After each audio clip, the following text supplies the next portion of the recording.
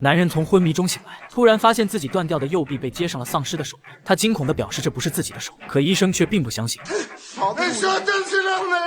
谁知话音刚落，他的右手就不受控制强行挣脱手铐，接着开始胡乱攻击周围的人，只是轻轻一推，警察就飞了出去，随后更是拿起手术刀划死了医生。这只麒麟臂不仅力大无穷，而且还极度残暴，嗜杀成性。最后2名警察合力将男人按在床上，护士急忙赶来给他打一针镇定剂，这才让他冷静了下来。而此时手臂的主人刚复活不久的内粹丧尸首领也正在给断掉的手臂寻找新的替代品。丧尸医生只是将刚取下来的人类手臂缓缓靠近首领的断臂，神奇的一幕就发生了，伴随着一阵黑烟冒起，2只手臂之间的骨肉瞬间连接在了一起。接着丧尸首领连忙起身，握紧拳头进行测试，发现已经能够活动自如后，他立马又来到一处墓地，准备复活在2战中死去的士兵，完成生前未完成的任务。只见他握紧拳头奋力砸向地面，无数道白光瞬间向四周扩散，可几秒钟过后，墓地里却没有任何反应。医生赶紧从坟墓里挖出一只手臂，告诉首领他的士兵之所以没有复活，是因为尸体已经高度腐烂。于是首领只能将目标转向人类。教堂的牧师刚准备下班回家，就被一道黑影拦住去路。等他看清楚对方的样子，想要逃走已经来不及了。牧师的结局可想而知，丧尸首领只是将左手放在牧师的脸上，本已经凉透了的他就再次复活。首领就这样轻而易举的获得了一名完全服从命令的丧尸士兵。而在另一边，病床上的男人突然惊醒，那只手臂让他看到了刚刚发生的一切。马丁挣扎着想要起身离开，却发现自己被牢牢绑在病床上，他只能大声呼喊，提醒大家丧尸大军要来了。只可惜并没有人听到。就在他不知道该怎么办时，一个男孩突然从床底冒出，他对马丁的丧尸手臂很感兴趣，于是趁守卫不注意悄悄溜了进来，还用手机拍了几张照片，发给了专门消灭丧尸的丧尸小队。听到还有这样的团队，马丁叫男孩赶紧叫他们过来，并以巧克力作为诱惑，叫他快点给自己松绑。男孩信以为真，帮助马丁解开了绑带，结果不但没有拿到巧克力，反而被马丁突然失控的手臂扔出了窗外。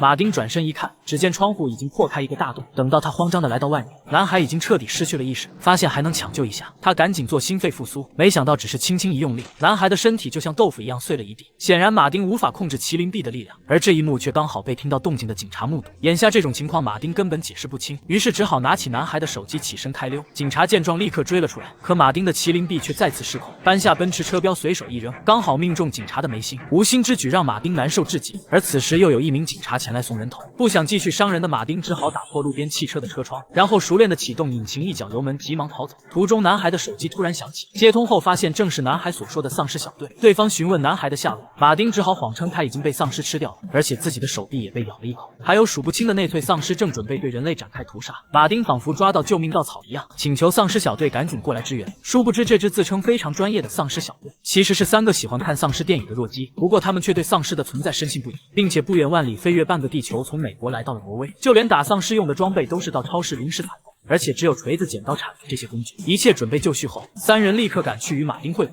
而此时的马丁已经来到了一家2战博物馆，因为他想搞清楚这些内粹丧尸的真正目的。结果没想到店员手中的报纸刚好印有马丁的通缉令，认出对方是通缉犯。小美吓得大喊救命，马丁没时间解释，只好粗暴地抓住小美，强迫她给自己补习一下2战时期的历史课。小美带着他来到2楼上课，照片中右边的海军上校正是丧尸首领。原来在2战时期，上校被希特勒派往挪威北部，保护隐藏在一处海湾的海军战舰。没想到英军得到了情报，并使用轰炸机炸毁了军舰。于是为了泄愤，希特勒命令上校杀掉附近小镇上的所有居民，结果又遭到了当地居民的顽强抵抗，最终惨败，带着残余部队躲进雪山，直到被困死在雪山里。如今上校与部下变成丧尸，再度复活，正是为了完成生前屠杀居民的任务。通过地图可以看到，丧尸要去的小镇叫维克镇，而博物馆刚好在他们的必经之路上。如果马丁推断的没错，那么上校带领的丧尸大军肯定会经过这里。不料话音刚落，外面就传来一阵响动。2人来到窗边一看，发现丧尸果然已经杀了过来，他们正在疯狂地袭击无辜的游客，现场尖叫连连，惨不忍睹。这些丧尸不吃人，完全就是杀戮机器，手段可谓是相当残忍。在这种情况下，被一击毙命或许才是最体面的死法。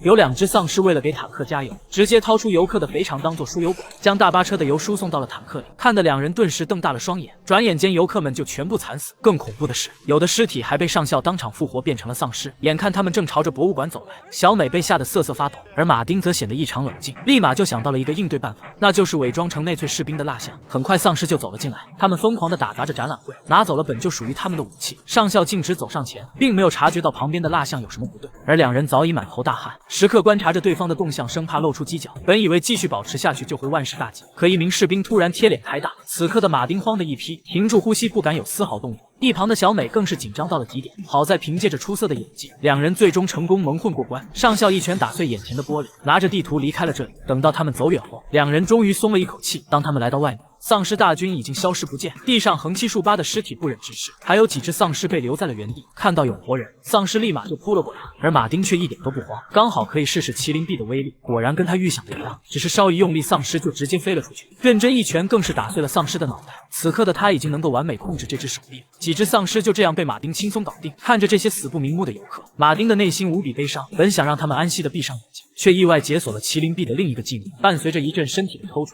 尸体竟然活了过来。显然马丁也拥有了跟上校相同的能力，而被他复活的丧尸也没有攻击两人。发现后的两人被吓了一跳，下意识的一拳却再次将他打死。意识到是手臂发挥了作用，马丁再次将手掌放在尸体的脸上，果然下一秒尸体又变成了丧尸。两人还没来得及震惊，结果一把斧头突然飞来，又将丧尸当场处决。来人正是丧尸小队，而这也是他们第一次在现实中看见丧尸。为首的丹尼尔赶紧兴奋地和尸体来了一张合照，没见过世面的样子让马丁瞬间产生怀疑，他们到底是不是专业的丧尸小队？虽然马丁有点失望，但眼下的情况危机，有3个帮手总比没有强。于是马丁又一次当着丧尸小队的面，展示了一下自己能够复活丧尸的技能。丹尼尔见状，瞬间就想到了一个可以消灭内粹丧尸的办法，利用马丁的能力像对方一样创建一支强大的丧尸大军。原来在赶来的路上，丹尼尔查阅了很多有关纳粹士兵的资料，特别是这位海军上校，他曾经俘虏了一支苏联士兵，并将他们全部残忍杀害，尸体就埋葬在不远处的雪山，冻土让他们的躯体保存完好。如果马丁能够将这些尸体复活，那么就可以利用这支愤怒的亡灵大军对抗纳粹丧尸。事不宜迟，几人立刻展开行动。为了防止更多的平民伤亡，一行人选择兵分两路，马丁、丹尼尔带着丧尸小弟去复活尸体，3个女人则去想办法拖住内粹丧尸前进的脚步。而此时丧尸大军已经驾驶着虎式坦克浩浩荡荡地前往下一个村庄。3个男孩看着逐渐逼近的坦克，当场愣住，还没反应过来怎么回事，就被压成了碎片。一对恩爱的夫妻正在卫生间里忙着各自的事情，不料房门突然被推开，几名士兵直接冲进来，拿起工具就将2人砸了个稀巴烂。一个女人更是被丢出窗外，被虎式坦克压成了肉饼。有人察觉到危险，想要逃跑，可跑出去没几步就被坦克瞄准。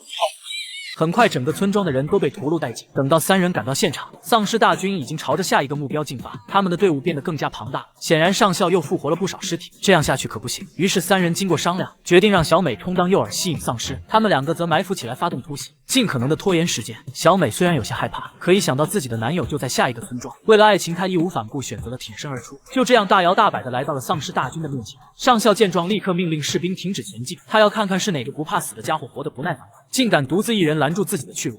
Kom ta mig hvis dere tør!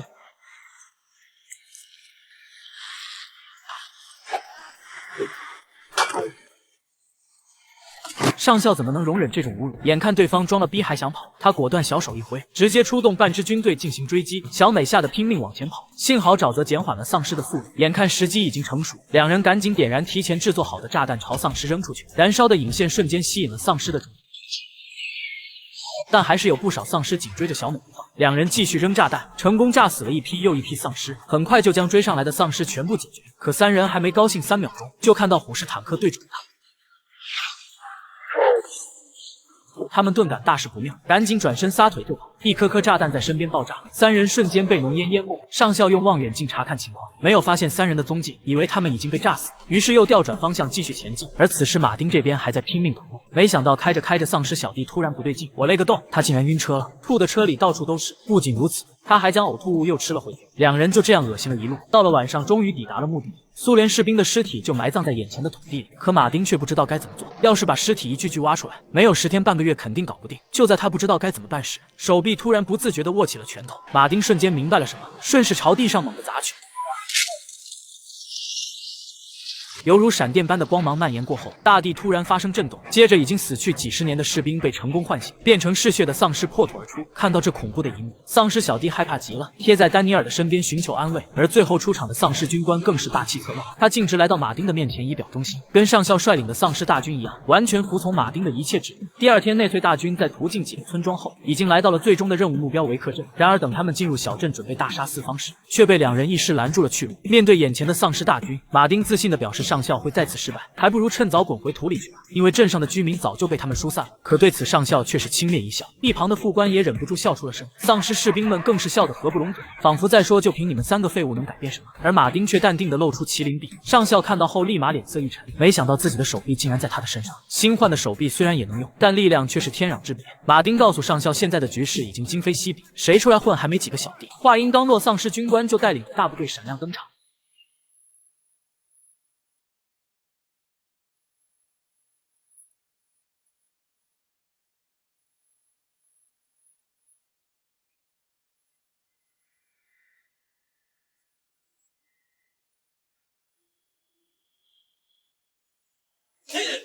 那個叫做正義，那個戰無不勝，對錯正邪卻難定。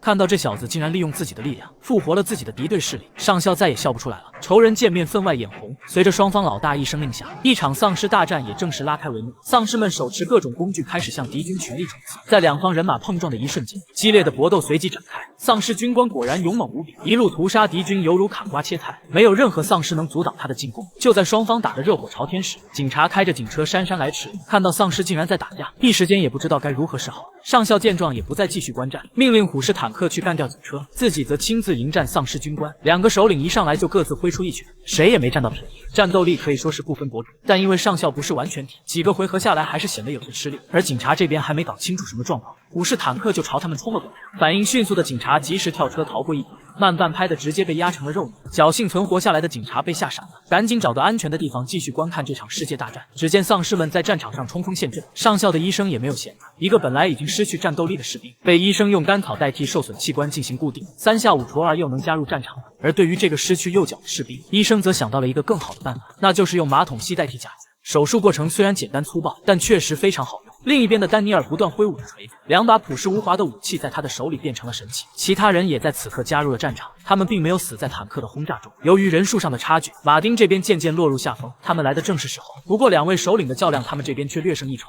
丧尸军官打倒了上校，然而就在他拿起武器准备补刀时，一个老六突然从身后偷袭。马丁几人眼睁睁地看着上校起身拿起武器解决了军官，失去1员大将，他们瞬间陷入劣势。不过这也让其中一个女孩意识到，上校和他的士兵存在一种武器，只要全力以赴解决上校，或许士兵们也会跟着死去。于是马丁一个野蛮冲撞，嘶吼着朝对方冲了过去。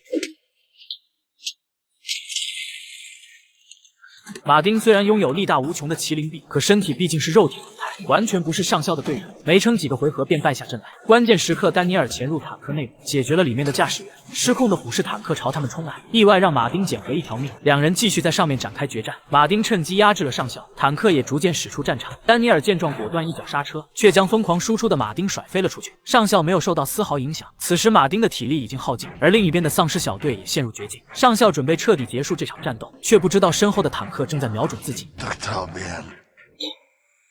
果然，随着上校的倒下，他的士兵也像断开网络连接一样纷纷倒地不起。几人竟然在绝境中取得了战斗的最终胜利，这也让马丁对丧尸小队刮目相看。危机解除，他们分道扬镳。等到一切归于平静，警察们这才赶出来收拾残局，而马丁已经驾驶着车子潇洒离开。他还有一件重要的事情要做，那就是利用麒麟臂的能力复活已经死去的女友，然后就看到汽车有规律的摇晃不止。不得不说，这才是真爱。